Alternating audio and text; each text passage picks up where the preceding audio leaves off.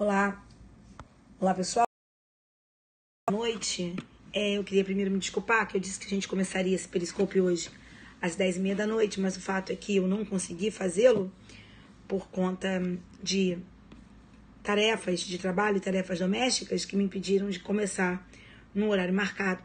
Eu recebi hoje, no final da tarde, a prova, né? Muito boa noite a todos que estão entrando aí.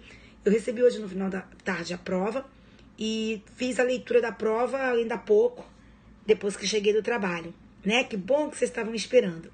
E fazendo assim uma leitura muito rápida da prova, fazendo uma análise rápida da prova e fazendo bastante objetiva dessa prova, eu queria dizer para vocês que existe uma única questão que eu acredito que possa ser cancelada, anulada, como vocês quiserem dizer. Essa questão, ela diz respeito àquela hipótese da extraterritorialidade. Certo, pessoal de Resende? Um grande beijo para vocês. Muito obrigada, Vilma. Um beijo grande para você, meu amor. Mas é a única questão, Vilma, que eu consigo ver que tem alguma chance de ser... pessoal de Recife, Guilherme, um beijo grande. Guilherme, a questão da extraterritorialidade, como nós vamos falar daqui a pouquinho, é a única questão... todas que você falou que iam lá no TJ anularam. Obrigada, Dani. Mas olha só, não obrigada por essa parte. Obrigada pela parte de você é fogo. Mas não tinha como não anular. E, aliás, o TJ do Ceará, a banca examinadora do TJ do Ceará foi coerente, foi honesta, como se deve esperar de uma banca. Errar, todos podemos errar. O que não pode acontecer é errar e insistir. E por não ter que anular, por não ter que anular a prova, não é? Sustentar coisas absurdas, como aconteceu com a prova da polícia de Minas Gerais, né? Aquele absurdo daquela questão que diz que aquilo ali é discriminante putativo. Muito bem. Isso é correto. Tá errado. Errou, anula. Não deveria ser também muito comum, como se tem se tornado, né? Quando as pessoas fazem prova para que as questões sejam anuladas. Isso não deveria ser comum. Isso é muito ruim para o concurso público. Porém, é muito mais decente e muito menos reprovável do que você manter algo que está inequivocamente errado, não é? E nós temos que lutar contra isso. Nós temos que lutar contra essa história, porque afinal de contas, isso é a vida de vocês. Um dia foi a minha e hoje é a vida de vocês que está em jogo. Por isso que eu acho que deve haver um respeito maior quando se trata de concurso público. Não é? Eu fico feliz que eles tenham anulado, Dani. E tomara a Deus que você com essa nova nota de corte aí, quer dizer, você com essas anulações, você consiga ter ganho aí mais alguma coisa. Tá joia? Mas vamos lá, galera do Direito 24 Horas, um beijo enorme. Um beijo enorme pra você. Muito obrigada pelas palminhas. Vamos lá? Agora vamos fazer a prova de São Paulo? Olha, eu faço... Me fale sim se passou, Dani, quero saber. Eu faço a prova de São Paulo agora de uma forma mais objetiva, até por conta da hora, meus amores, mas sem deixar de me colocar à disposição de vocês através das redes para eventuais esclarecimentos. Tá ok? Muito bem. Então, vamos lá fazer as questões de direito penal. E não fez, mas vim aprender. Que bom, Rafa, eu fico muito feliz. Se eu vou fazer revisão para DPC de Goiás, olha, deixa eu falar uma coisa para vocês com sinceridade. Eu não sei se eu vou conseguir tempo para fazer a revisão de DPC Goiás. Explico por quê. Porque na semana que vem eu estarei completando 50 anos de vida e estarei fazendo uma festinha para mim no dia 11. Então, eu faço aniversário no dia 6 de agosto e no dia 11 eu vou fazer uma festinha para mim. Então, eu vou estar bastante ali, assim, envolvida com a minha festa. Sabe? Que é tudo self-made, querida. Tudo self-made. Tô fazendo tudo, tu não tem noção. Então, vamos lá. Continuemos aqui. Muito obrigada, galera, pelo amor, pelo carinho de vocês. Vamos lá. Então, a situação é a seguinte. Vamos lá, Dani. Vamos fazer São Paulo aqui, mas eu vou fazer de tudo para que nós consigamos fazer aí uma revisãozinha para DPC Goiás, tá bom? Vamos lá. Tá ficando lindo. Vamos embora, vou postar tudo no Face. Tudo no Face não, que o Face agora tá outmoded. Vou postar tudo no Instagram. Vamos lá. Olha aqui. no que tange às escolas penais. Bem, gente, essa questão aqui é uma questão mais teórica, não temos muito o que falar sobre ela. Não é? A escola que se funda no livre-arbítrio, a escola clássica, não é isso? Tem Carrara, um dos seus maiores expoentes. Verdade. A escola clássica, ela se baseava na questão do livre-arbítrio, na dissuasão, na prevenção e na retribuição. Ok? Essa questão não tem muito o que falar, é uma questão meramente decoreba, não é? E não tem muito com relação a ela falar. Certo? O gabarito oficial foi letra C. Na outra questão, deixa eu pegar aqui que eu tô lendo aqui. A outra questão, a questão de número 2, falava do artigo 327 do Código Penal. E fala o seguinte: o artigo 327 do Código Penal, ele traz a definição do que é funcionário público, né? Então, a própria lei, o próprio legislador define o que considera funcionário público para fins penais. E diz que, aí a questão pergunta, essa norma, o artigo 327, traduz um exemplo de interpretação o quê? Doutrinária, científica, autêntica, analógica ou extensiva?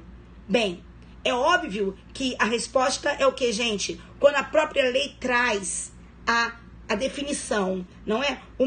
Na verdade, se trata de uma hipótese aqui de interpretação quanto ao sujeito, não é? Aqui é o próprio legislador quem faz, quem está interpretando a norma. Ele traz a definição.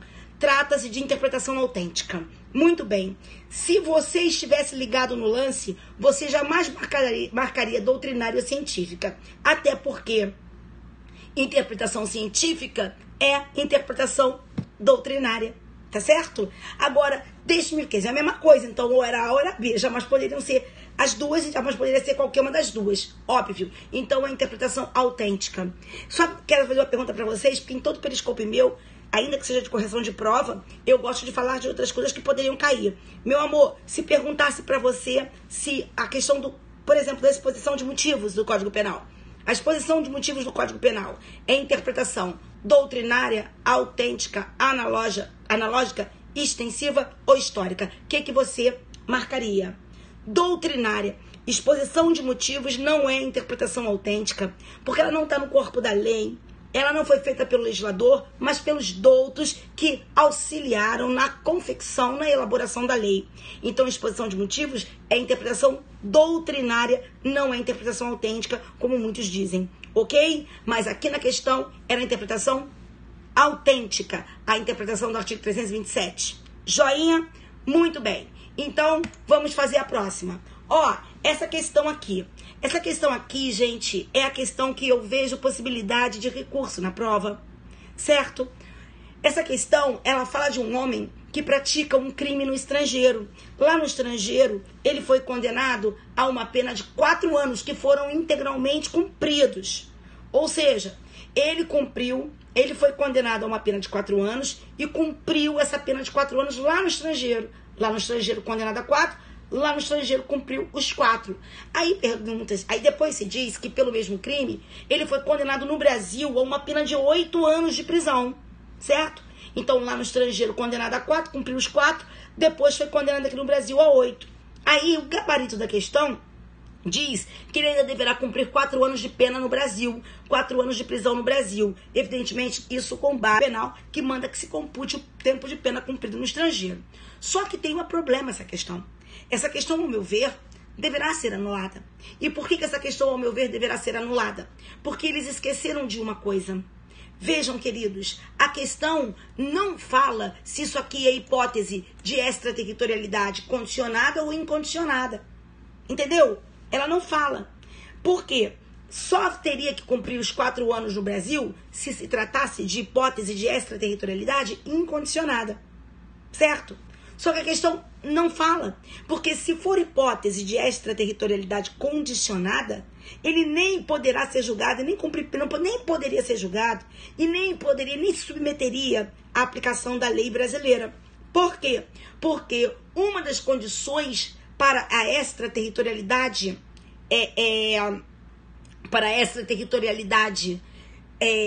condicionada é que o agente não tenha cumprido pena no estrangeiro. Entendeu? Se você abrir lá o artigo 7º do Código Penal, você vai verificar isso. Artigo 7º, no parágrafo 2º, letra D, salvo o melhor juízo, uma das condições é que ele não tenha cumprido pena no estrangeiro. Se ele cumpriu pena no estrangeiro, na hipótese de extraterritorialidade condicionada, ele não se sujeitará à lei brasileira. Entende? Então, aqui me parece que como a questão não discriminou, ela deve ser anulada. Só, queridos, entenderam? Exatamente. E outra coisa, alguém poderia dizer, mas se fosse hipótese de extraterritorialidade condicionada, ele nem teria sido julgado segundo a lei brasileira. Ué, poderia sim. Poderia, por algum equívoco, ser condenado, mas não cumpriria a pena aqui nunca. Entendeu? É essa que é a questão. Então, nada obsta que essa questão aqui seja anulada por conta disso. Certo? Por um equívoco ele poderia ter sido processado aqui, ou então não foi processado lá, foi processado tardiamente lá. Enfim, isso tudo a gente deve considerar, tá certo? Então não há como se manter essa questão. Essa questão, na minha visão, ela tem que ser anulada, porque ela não diz qual é o crime, ela não diz qual é a hipótese, se é a hipótese de extraterritorialidade com ou incondicionada, certo? Então ele não poderia, não deve, a questão fala deverá cumprir. Então, não deverá cumprir 4 anos de pena no Brasil se for hipótese de extraterritorialidade condicionada, porque nem estará sujeito à lei brasileira, certo? Nos termos do artigo 7º, parágrafo 2º, letra D, por conta da condição imposta. Joia? Muito bem. Então, fiquem aí com essa questão. Depois eu vou escrever um textozinho a exemplo do que fiz com as outras provas em que havia uma questão a ser anulada ou que potencialmente poderia ser anulada, né? Ou potencialmente anulável, digamos assim. Joia? Se tá travando, você sai e entra de volta que ele vai funcionar, tá, meu amor? Então vamos lá, vamos ver uma outra questão. Bem, a quarta questão era a questão dada de bandeja para vocês, pelo amor de Deus. A quarta questão dizia que existe pontinhos quando a gente prevê o resultado, mas espera sinceramente que ele não ocorra.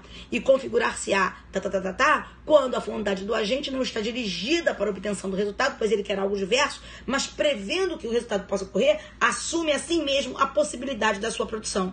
Bem, a resposta certa, culpa consciente, quando ele prevê, mas acredita sinceramente e espera sinceramente que o resultado não aconteça. E o outro é o dolo eventual, quando ele prevê o resultado, mas a sua conduta não está direcionada àquele resultado, mas ele consente na produção, ele assume a possibilidade da sua produção. Ok? Então, número 4, letra A, sem problema nenhum no gabarito. Questão muito, muito, muito fácil. Ok? Vamos lá, lembrar que só existe essa diferença entre culpa consciente e dolo eventual entre nós, porque nós não usamos a teoria da representação. Tivéssemos usado, nós não teríamos essa diferença, não é? Mas como nós usamos a teoria do consentimento da assunção, existe essa diferença aqui colocada. Vamos lá? Vamos agora fazer a questão de número 5.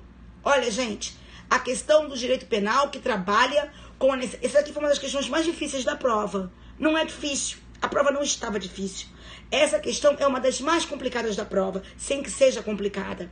Vamos lá. O direito penal trabalha com a necessidade de se apurar a responsabilidade subjetiva para punir o autor do crime.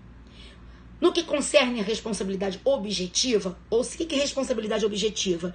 A responsabilidade objetiva é responsabilidade sem dolo, responsabilidade sem culpa, vedada atualmente. Não é inadmissível atualmente. Agora, a questão é a seguinte. A questão fala assim, no que concerne a responsabilidade objetiva, responsabilidade sem dolo, sem culpa, o direito penal admite excepcionalmente quando estabelece os crimes omissivos próprios. Claro que não. Claro que não. Existem crimes omissivos próprios entre nós que são, na sua quase inteireza, na sua quase totalidade, dolosos e excepcionalmente culposos, como ao caso do artigo 63 do Código de Defesa do Consumidor. Ok? Mas aquilo ali não é responsabilidade objetiva. Demanda dolo ou culpa. No nosso ordenamento jurídico, demanda-se dolo ou culpa nos crimes omissivos próprios. Ok? Quer sejam eles dolosos, que na quase totalidade, ou os culposos, como eu dei o exemplo aqui, lá do Código de Defesa do Consumidor. O 63, parágrafo 2º, o 66, parágrafo 2º. Tem que saber essas coisinhas que podem perguntar na prova. Então, crime omissivo próprio entre nós, só é imputável a título de dolo, quando se requer dolo, admitindo-se também a modalidade culposa quando está prevista em lei, mas não é excluída a hipótese de responsabilidade objetiva. Não sabia do 63? Sim, porque o 63 tem o parágrafo 2º, Dani, e o 66 tem o parágrafo 2º. No Código de Defesa do Consumidor, deixar de colocar os sinais indicativos da periculosidade do produto é um crime omissivo, certo? Que pode ser, a regra, evidente, que seja doloso no caput, mas que pode ser culposo nos termos do parágrafo 2º. A mesma coisa da falsa propaganda enganosa, lá no 66 caput e no 66 parágrafo 2º, quando diz de deixar de colocar ali aquilo que é importante para que se saiba do produto, das características do produto. Muito bem, então vamos lá. Admite-se, excepcionalmente, quando estabelece a figura dos garantes nos crimes comissivos por omissão. Nada a ver. Os garantes no crime comissivo por omissão, os chamados crimes omissivos impróprios, serão responsabilizados desde que se reconheça o dolo ou culpa no seu comportamento e, na hipótese de culpa, se houver previsão de crime culposo naquela hipótese. Então, não é a hipótese. Letra C.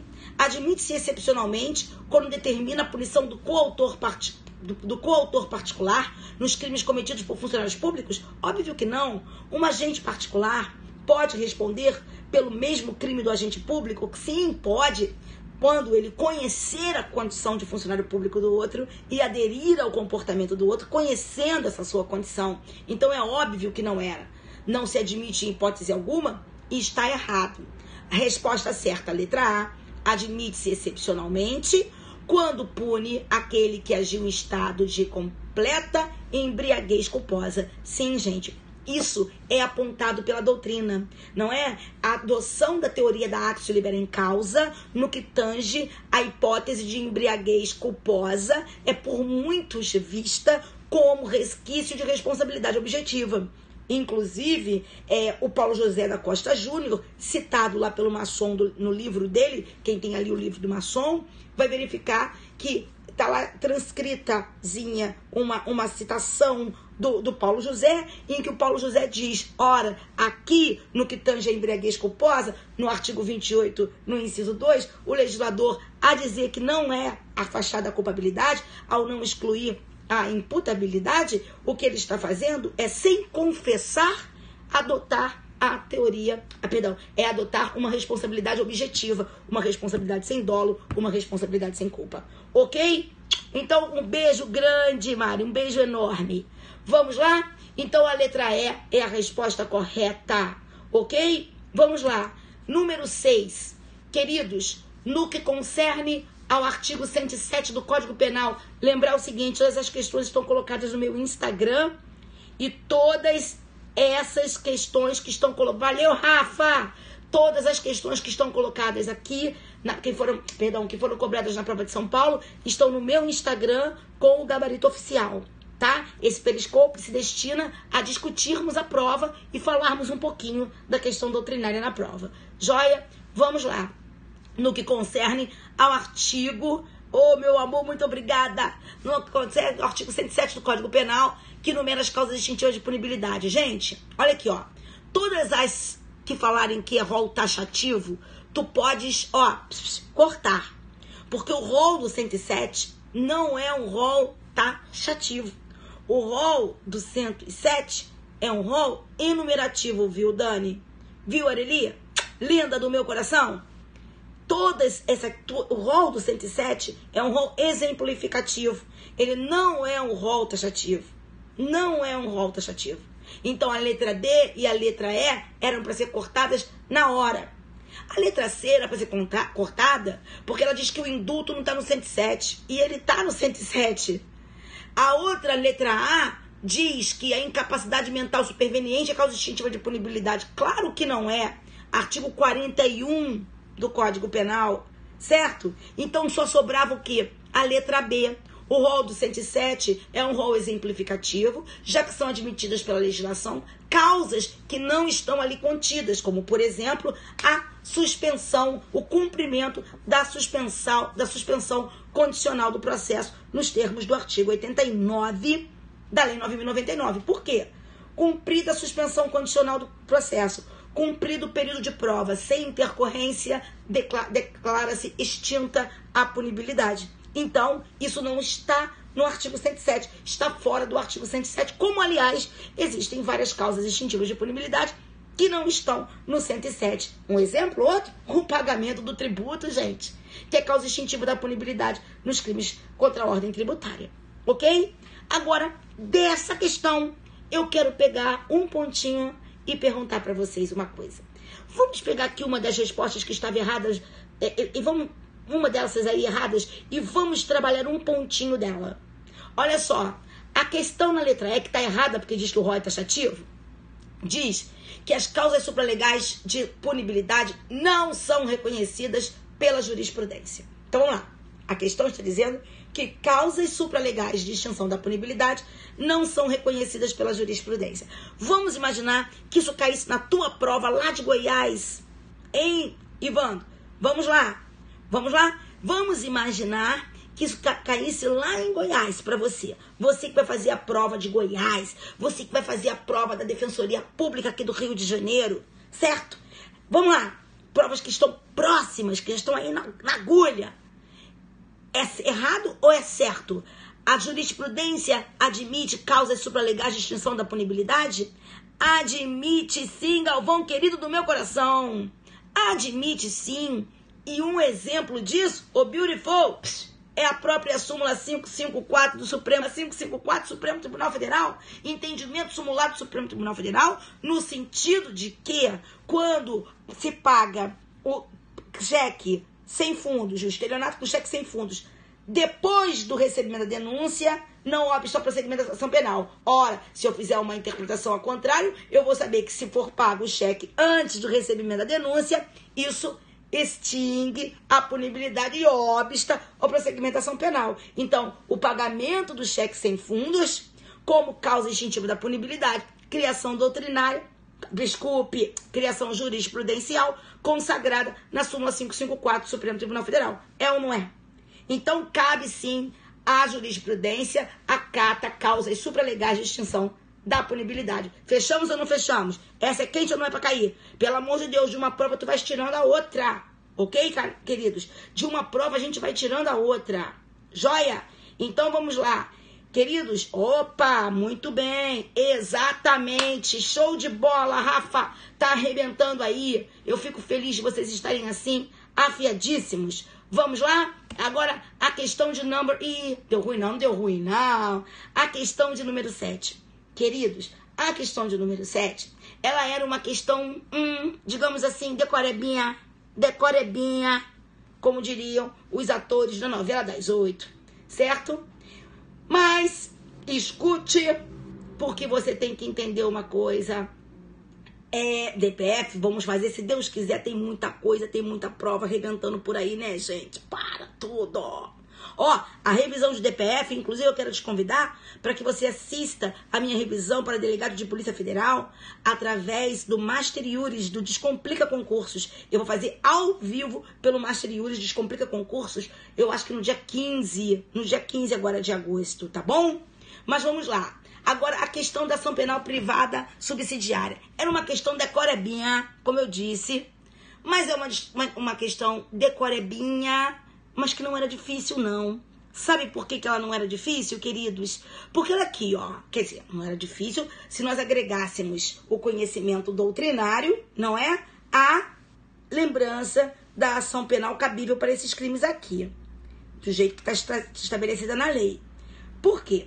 Porque a questão pergunta onde cabe a ação penal privada subsidiária. Ô, Jesus, para falar de ação penal privada subsidiária, é porque eu estou falando de uma ação penal pública.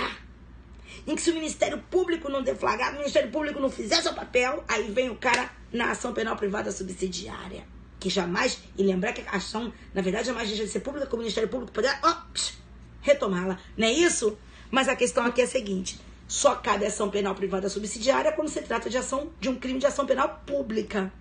Então você teria que achar aqui qual é o crime de ação penal pública. E qual é o crime de ação penal pública aqui? Qual era o único crime de ação penal pública aqui? O único crime de ação penal pública aqui era o crime de furto de coisa comum. Não é isso? Aqui, ó. Porque, ó, o esbulho processório de propriedade particular sem empregos de violência, é ação penal privada. A fraude à execução, nos termos do 179 do Código Penal, é de ação penal privada. Somente se procede mediante queixa. Né? O dano, idem. No caso do citado aqui, que é o caput, idem. O exercício arbitrário das próprias razões, sem violência, idem. Entendeu? Então, a única que era de ação penal pública aqui era o furto de coisa comum. Então, nele cabe ação penal privada subsidiária. Então, aqui você teria que dizer qual é o crime de ação penal pública, que ele seria o único que caberia ação penal privada subsidiária. Os outros são de ação penal privada. Como é que pode ser ação penal privada subsidiária, Jesus? Ah, meu pai. Joinha.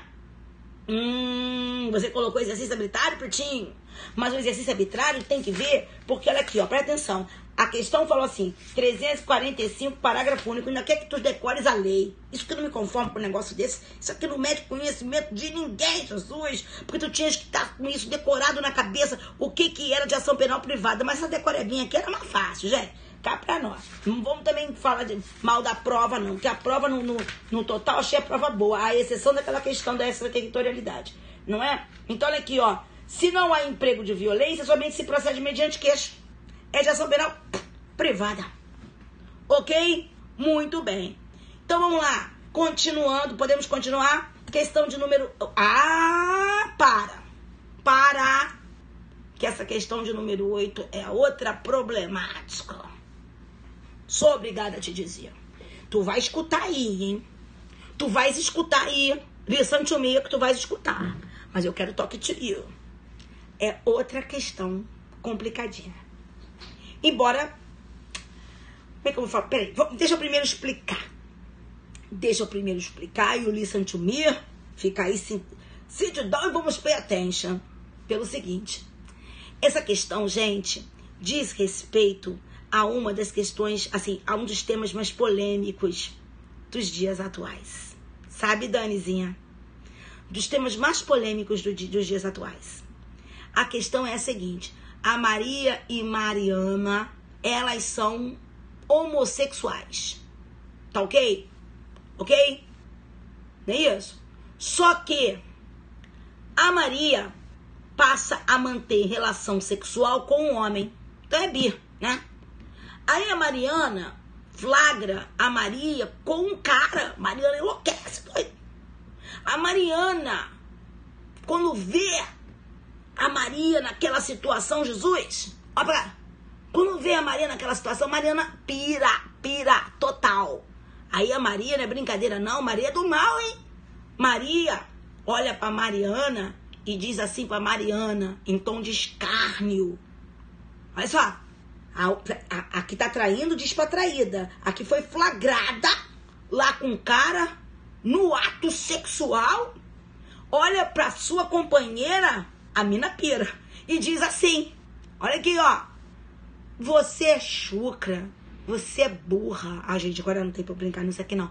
Você é chucra, você é burra, você é ruim de cama. Ó, gente, para. Tá certo? Tu imagina isso? A pessoa virar pra você e dizer uma parada dessa?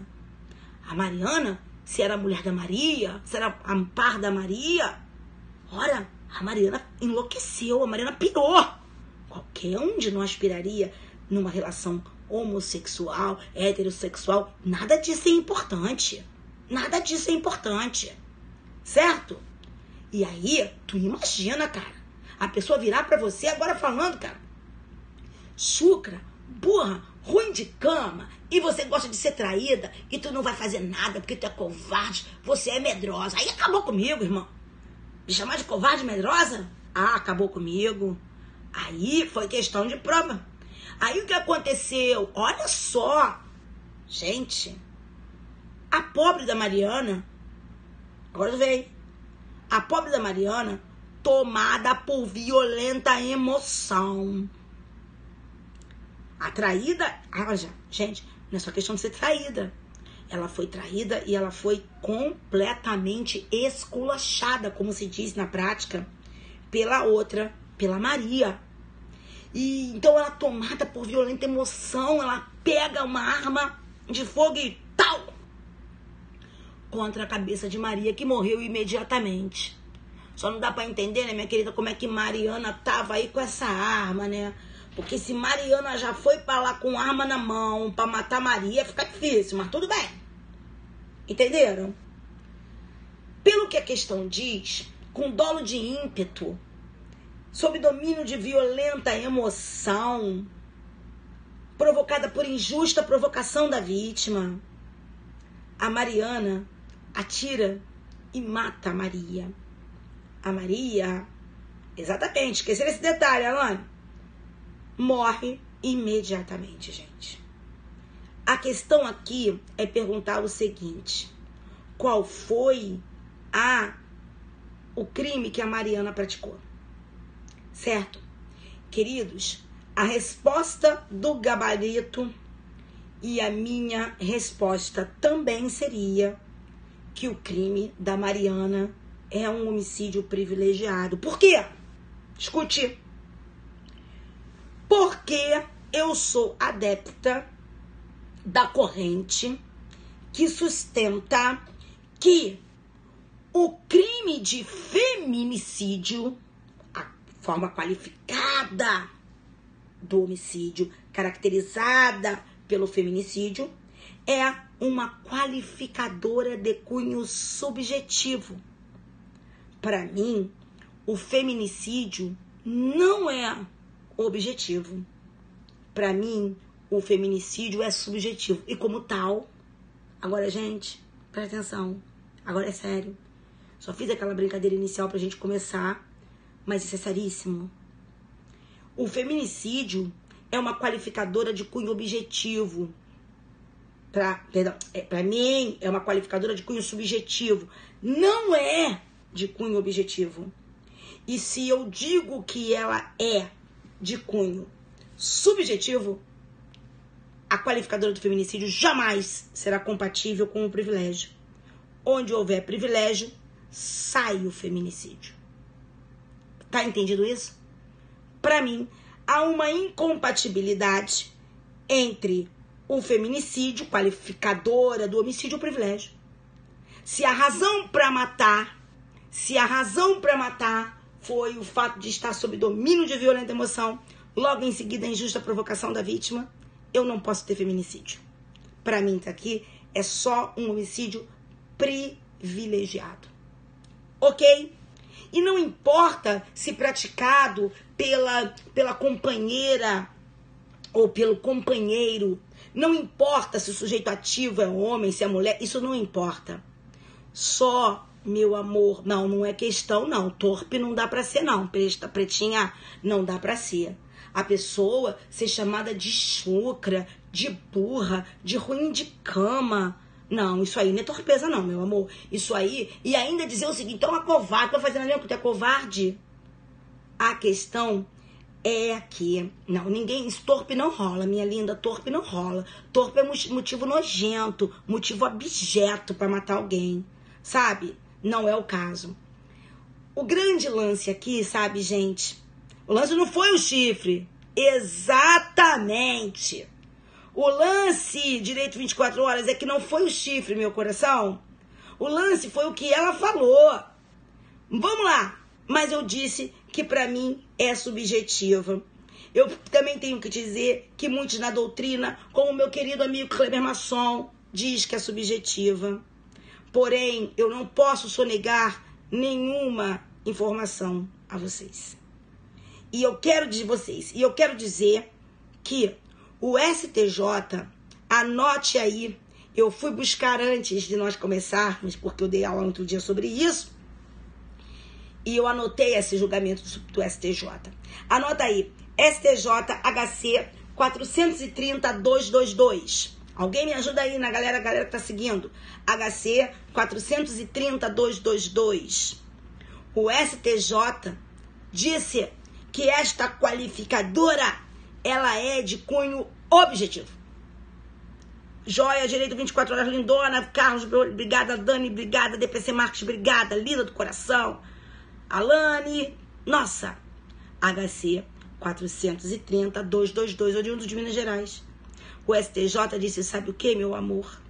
Que isso é objetivo. que a qualificadora do feminicídio é objetiva. E também o Distrito Federal, o Tribunal de Justiça do Distrito Federal, salvo o melhor juízo no recurso em sentido estrito, agora eu não vou lembrar, afirmou a mesma coisa. Não do STF, não. STJ, 430/222, dizendo que é objetivo.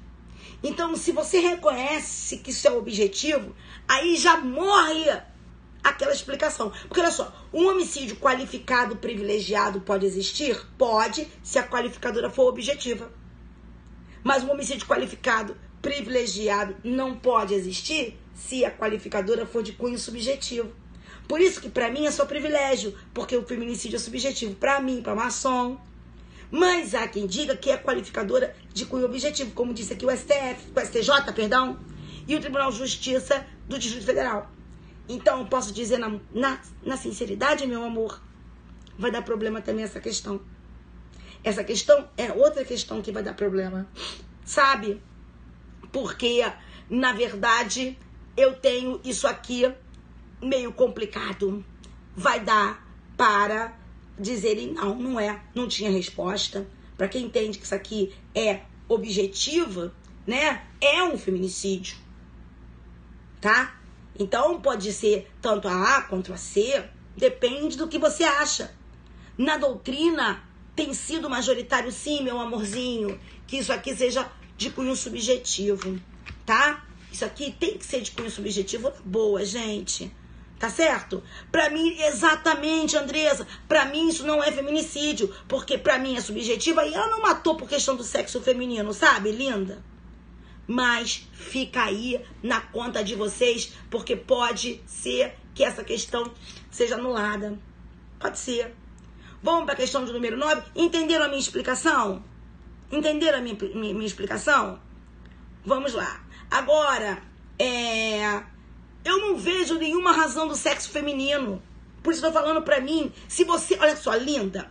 Se você está exigindo que existam razões do sexo feminino, né? Pelo fato de ser do sexo feminino, não é?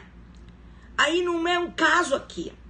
Então você também está considerando que não é objetivo. Quer dizer, não basta ser mulher, não é? Tá certo? Mas vamos lá. Vamos continuar e vamos aqui avançar. Já expliquei para vocês essa questão da qualificadora. Não adianta a gente ficar discutindo se é ou não é, porque isso são opiniões. Para mim, é subjetivo e não se compatibiliza com o privilégio. Mas, para o STJ, neste julgado, é objetivo. Para o Tribunal de Justiça do Distrito Federal, foi dado como objetivo. Certo? Se fosse objetiva, linda, seria possível um homicídio qualificado privilegiado. Entendeu, amor? Não há. A questão foi do STJ. Joia? Não foi do STF. Joia, meu amor? Mas vamos lá. Então, ficamos essa questão aqui no stand-by. Vamos ver o que eles vão fazer. Mas a questão é anulável, sim. Vamos lá? Ih, Jesus. Porque eu tô pegando aqui 10. Ih, meu pai. Extorsão mediante sequestro. Mole. Não se consuma quando pede o resgate. Não se consuma quando obtém a vantagem. Certo? A questão, beijo querido do coração, Rodrigo. Vamos lá. Não, o crime de extorsão mediante sequestro não se consuma quando se solicita vantagem, não se consuma quando se obtém a vantagem. Obter a vantagem é exaurimento, não é? É exaurimento. Trata-se aqui de um crime formal. O crime de extorsão mediante sequestro se consuma no momento da privação da liberdade da vítima, ok? É qualificado se praticado contra a vítima menor de 18 ou maior de 50? 50 não, 60. Não admite a modalidade tentada? Eu pulei a 9? Ih, pulei a 9. Mas vamos fazer logo a 10 que eu tô fazendo, eu volto pra 9. Não admite a modalidade tentada? Claro que admite a modalidade tentada, porque eu posso tentar privar a liberdade da vítima para exigir depois lá, como condição para colocar em liberdade uma certa vantagem, ou não. Eu posso conseguir privá-la da liberdade ou não. Eu, com o intuito de obter a vantagem como condição do preço de resgate, posso tentar privar a liberdade da vítima e não conseguir. A vítima estava mega bem assessorada pelos seus seguranças e não conseguia. Claro que crime formal admite tentativa. Dani, pelo amor de Deus. Claro que crime formal admite tentativa. Joia? Agora, o problema é o seguinte, qual é a questão certa? Qualifica quando tem lesão grave ou morte. Tá certo? Não tem nada a ver, Dani. Não tem nada a ver. Esse negócio que crime formal não admite tentativa, isso já tá mais do que passado, Dani. Claro que tem. Veja só, o crime formal é aquele crime que descreve um resultado e não exige o resultado para a sua consumação. Basta que o agente realize a conduta com o intuito de alcançar aquele resultado para que o crime seja consumado. Mas pode ser que ele não consiga, George, lá vem ele com o Flamengo. Pode ser que ele não consiga realizar aquela conduta. Entendeu, meu amor? Então, não é por aí. Crime formal, é óbvio que o crime formal admite tentativa. Ninguém pode dizer isso, se crime formal não admite a tentativa. Tá certo? Então, a resposta certa é a letra E. Certo? Muito bem. O crime formal, que a doutrina diz não admitir tentativa, é o crime formal unissubsistente. Mas vamos lá. A questão de número 9 que eu passei. A questão de número 9 diz, no que concerne ao crime de constrangimento ilegal. Vamos lá. Qualifica o tipo, a concorrência de 3 ou mais agentes? Bem, está errado. Primeiro que no constrangimento ilegal, a concorrência de mais de 3 agentes aumenta a pena, não qualifica nada. Tipifica o crime a coação exercida para impedir o suicídio, o que se explica pelo fato do suicídio não ser penalmente relevante? Errado. O artigo 146 do parágrafo 3º diz isso, que não existe crime de constrangimento legal na coação exercida para impedir o suicídio. Tu lembras do filme do Senhor Incrível? Que o Senhor Incrível impediu o suicídio daquele maluco que estava se jogando lá do prédio e depois ainda foi o governo dos Estados Unidos responsabilizado porque o cara disse que ele podia ter o direito de se matar. Ops, só no filme, porque aqui não tem isso. O suicídio é comportamento contrário ao direito. Quando eu te impeço de suicidar-se, eu estou te impedindo de fazer algo que a lei te proíbe fazer. O fato de não ser criminoso não significa que é lícito na glória do Senhor. Então, 140 foi responsabilidade de novo? Não assisti, Débora? Esses 2 tem que assistir. Então, olha aqui, ó, 146, parágrafo 3º, diz que não se caracteriza o constrangimento legal na coação exercida para impedir o suicídio. Ficou claro isso, gente? Certo? Porque a pessoa estará impedindo de fazer algo que a lei não permite que o outro faça. O fato de não ser crime não significa que seja lícito. Ok? Muito bem. Agora, tipifica o crime a intervenção médica sem o consentimento do paciente, mesmo se justificada por iminente perigo de vida? Claro que não. Também está no 146, parágrafo 3º, gente. Vai lá ler o 146, parágrafo 3º. Certo? Também não caracteriza. Se consuma quando a vítima, sem norma legal que a obrigue, faz ou deixa de fazer, cedendo à determinação do agente. Muito bem, a resposta é certa. Aí eu recebi umas mensagens, recebi uma mensagem dizendo o seguinte, professora, é necessário que a vítima faça ou deixe de fazer para que o crime esteja consumado? Esse crime não é formal? Nada disso. Não é. Sabe por quê, coração? Sabe por quê que não é formal? Queridos, o crime de constrangimento ilegal é um crime contra a liberdade individual. No crime de constrangimento ilegal, o agente, ele quer alcançar um resultado. Qual é o resultado que ele quer? Que a vítima faça aquilo que ele determina que ela faça. Que ela faça aquilo que ele a está obrigando, mediante violência, grave ameaça, a fazer. Então, só estará consumado no momento em que a vítima realizar aquilo que o agente determina. Não tem nada errado nesse gabarito. Se o crime aqui tem resultado e só terá se consumado quando esse resultado sobrevier. Então, quando a vítima realizar aquilo que foi constrangida a realizar. Certo? Então, está certo. Se consuma quando a vítima, sem norma legal que a obrigue, faz ou deixa de fazer, cedendo à determinação do agente. A determinação do agente aqui, evidentemente, que com emprego de violência, com grave ameaça, ou então de outro meio que impossibilite a vítima de reação. E a letra E está errada porque diz que só há crime com ação violenta. Porque se for mera grave ameaça, não existe. Claro que existe. É violência, grave ameaça, ou então depois reduzir a vítima a impossibilidade de reação. Basta ler o artigo 146. Certo? Então a letra D é a resposta certa e está certa. Não tem nada errado nessa questão. Ok? Vamos lá. Agora a questão de número 11. Já estamos terminando, hein, gente? Daqui a pouco vai acabar minha bateria. Isso que eu tô preocupada só com a minha bateria. Vamos lá. A questão de número 11 diz assim: a apropriação indébita. Quem segue meu Instagram tinha que ter acertado isso. Porque uma vez eu coloquei isso. Eu coloquei que lá no Estatuto da pessoa idosa não se exige que a coisa seja móvel, mas que no Código Penal, a apropriação indébita do 168 do Código Penal, e aqui foi falado que é 168 do Código Penal, tem que ser coisa móvel. É só você pegar aqui o 168 e ler: apropriar-se de coisa alheia móvel, de que tenha posse de detenção. Então a letra certa era a letra A. Por que a letra B está errada? Porque a letra B está dizendo que não cabe figura privilegiada da apropriação indébita. E claro que cabe, artigo 170 do Código Penal. O problema é que não está no 168, vocês não vão lá no 170 para ler. Nos crimes de apropriação indébita, aplica-se o 155, parágrafo 2º do Código Penal, que é o privilégio. Certo? Então, cabe sim. É de ação penal pública condicionada à representação? Não. É pública incondicionada. Tem a punibilidade extinta em caso de devolução da coisa antes do referecimento da denúncia? Tem não.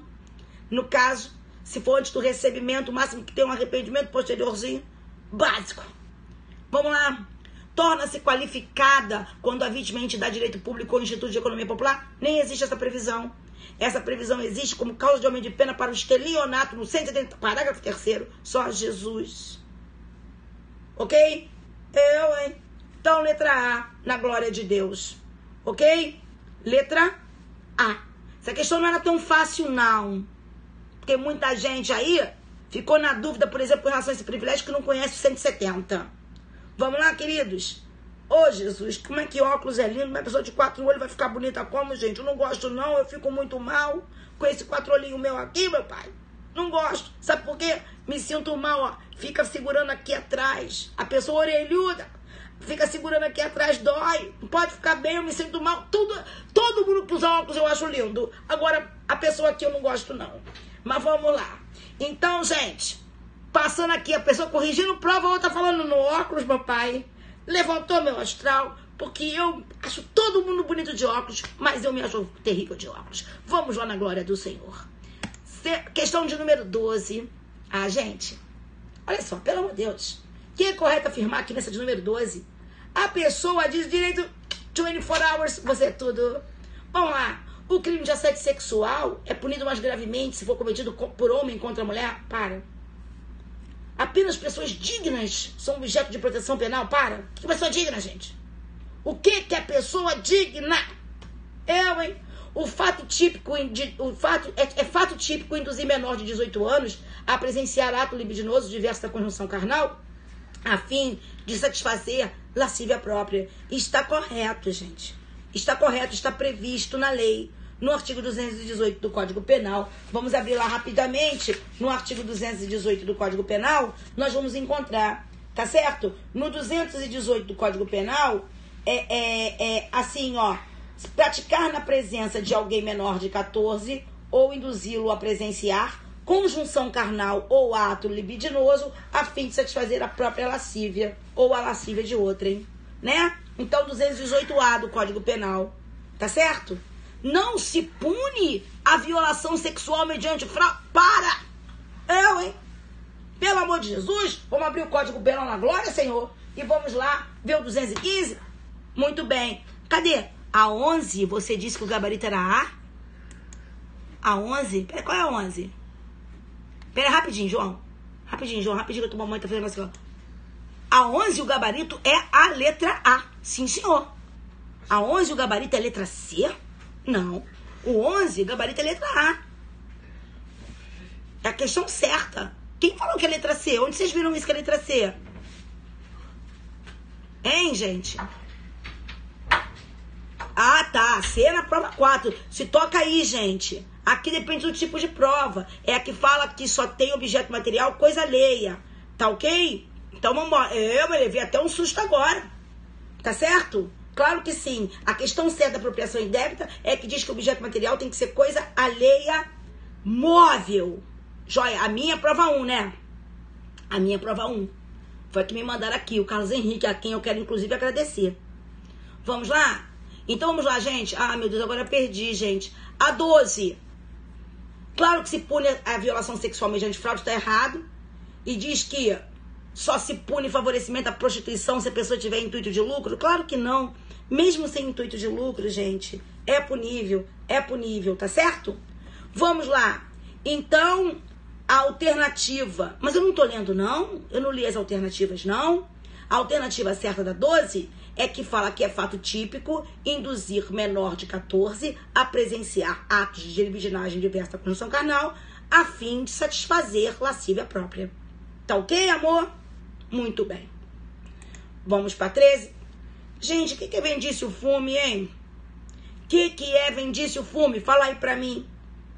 O que significa essa vendício fume? Gabarito aqui foi dado como o quê? Ah, vamos ver quem é a galera que tá aí tocada, a galera que acompanhou o gabarito. O que é essa vendício fume? O que é isso? Não sabe? Sabe lá? Ô DPC Marques, você marcou o quê? É o tráfico de influência. É quando você solicita vantagem a pretexto de poder influenciar a ação, a decisão, o ato do funcionário público. Artigo 332 do Código Penal. Não é isso? 332 do Código Penal, gente? É aqui, ó. Isso. Solicitar, exigir, cobrar vantagem ou promessa de vantagem a pretexto de influir em ato praticado por funcionário público no exercício da função. Agora eu te pergunto, o que isso mede do conhecimento de alguém? Tu saber que isso aqui é decoreba que não mede nada do conhecimento de ninguém. Misericórdia. Realmente isso aqui não mede nada do conhecimento de ninguém. Certo? Hein? Daqui a pouco a pessoa tá dizendo que vendício fumo, é vender droga, é tráfico de droga. Tô falando sério. Uma aluna minha ligou pra mim e falou isso. Jesus, professora, é isso, é? Eu falei assim, não, Jesus, é tráfico de influência. Ô, meu pai, agora eu te pergunto, gente, o que isso aqui mede? Quem vai ser um bom delegado, um péssimo delegado, um delegado maravilhoso, um delegado sopimpa? Porque sabe o que é vendício fume? Eu amanhã vou abordar os meus delegados que são conhecidos meus, que não fazem mais prova, nem olham pra prova. Eu vou perguntar lá pros 2 titulares das delegacias com quem eu trabalho. Marquinho, tu sabe o que é vendício fume? Se não souber, perdeu.